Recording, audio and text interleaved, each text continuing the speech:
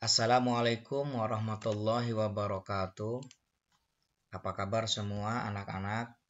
Mudah-mudahan pada pertemuan pembelajaran kali ini kita semua diberi kesehatan oleh Allah Subhanahu wa taala.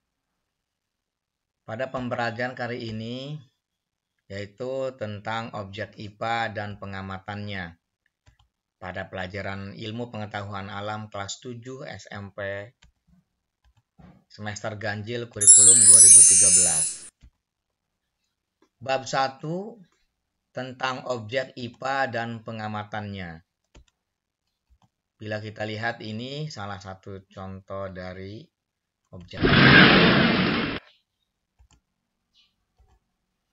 Kompetensi dasar pada bab 1 ini ada pada 3.1, menerapkan konsep pengukuran berbagai besaran dengan menggunakan satuan standar baku, menyajikan data hasil pengukuran dengan alat ukur yang sesuai dengan menggunakan satuan tak baku dan satuan baku.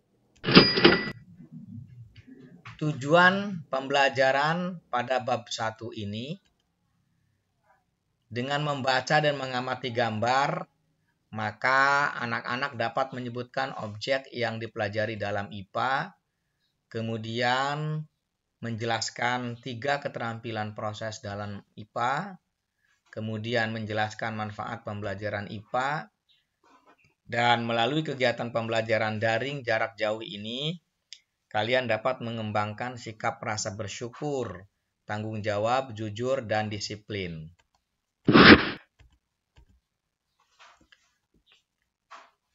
Penyelidikan IPA. Penyelidikan IPA adalah bagaimana cara melakukan pengamatan dan mempelajari pengukuran sebagai bagian dari pengamatan. Langkah awal untuk mempelajari benda-benda di sekitar kita dapat dilakukan melalui pengamatan atau observasi.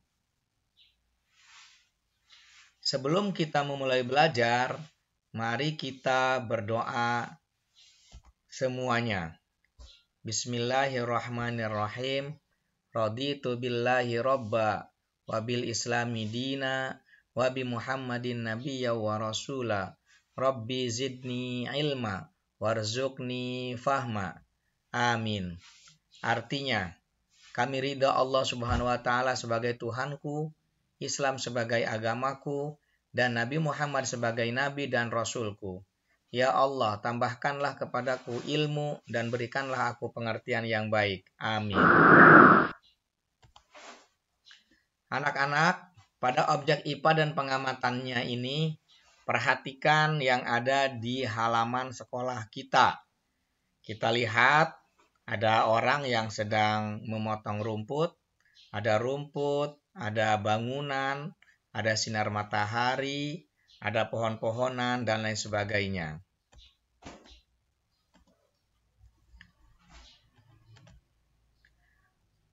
Objek IPA bila diartikan adalah seluruh benda di alam dengan segala interaksinya untuk dipelajari pola-pola keteraturannya. Seluruh benda yang ada di alam itu merupakan adalah objek IPA yang terdiri dari bumi, matahari, planet, dan lain sebagainya. Sebelum melanjut ke pembelajaran IPA, kita harus tahu terlebih dahulu tentang pengertian IPA. Kita sudah tahu bahwa IPA merupakan ilmu yang mempelajari segala sesuatu yang ada di alam sekitar kita. Tentunya adalah alam yang nyata yang kelihatan oleh mata kita. Bila kita ketahui tentang kepanjangan dari IPA, yaitu adalah ilmu pengetahuan alam atau yang disebut juga dengan sains. Ketika anak-anak belajar di sekolah dasar atau di SD, tidak disebutkan itu adalah pelajaran IPA.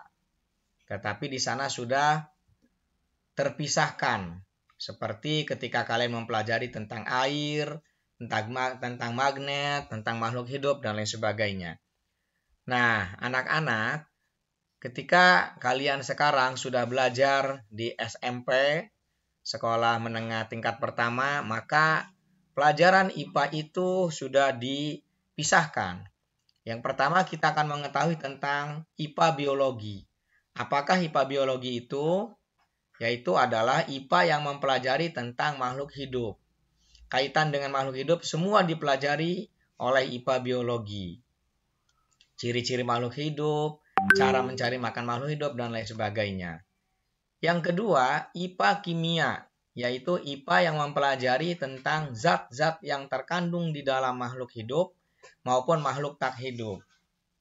Kemudian yang ketiga adalah IPA fisika, yaitu IPA yang mempelajari tentang benda dan peristiwa alam yang ada di sekitar kita. Sehingga IPA yang ada di tingkat SMP ini dari 3 IPA, yaitu IPA biologi, IPA kimia, dan IPA fisika, disatukan menjadi satu, yaitu bukunya juga satu yang disebut dengan IPA terpadu. Pada pembelajaran objek IPA, maka objek IPA bisa dikategorikan menjadi 2, yaitu objek biotik. Apakah objek biotik itu? Objek biotik merupakan objek yang terdiri dari makhluk hidup, seperti manusia, sapi, tumbuhan, kupu-kupu, dan lain sebagainya. Nah, ini contohnya. Ini merupakan objek biotik. Semuanya makhluk hidup. Kemudian yang kedua adalah objek abiotik. Apakah objek abiotik itu? Objek abiotik merupakan objek yang terdiri dari benda tak hidup atau benda mati, seperti matahari, air, udara, awan, batu-batuan, dan lain sebagainya. Nah, ini contohnya seperti matahari, awan, batu, dan lain sebagainya. Untuk mengetahui penyelidikan IPA secara ilmiah, maka penyelidikan IPA atau ilmiah IPA melibatkan sejumlah proses yang harus dikuasai antara lain dengan pengamatan. Apakah pengamatan itu? Pengamatan menggunakan panca indera termasuk melakukan pengukuran dengan alat ukur yang sesuai. Pengamatan juga dilakukan untuk mengumpulkan data dan informasi. Ini merupakan contoh salah satu siswa yang sedang mengamati, yaitu dengan menggunakan panca indera. Kita tahu bahwa panca indera itu ada 5. 1, melihat, alatnya adalah mata. Yang kedua, meraba, alatnya adalah kulit. Yang ketiga, mendengar, yaitu dengan telinga.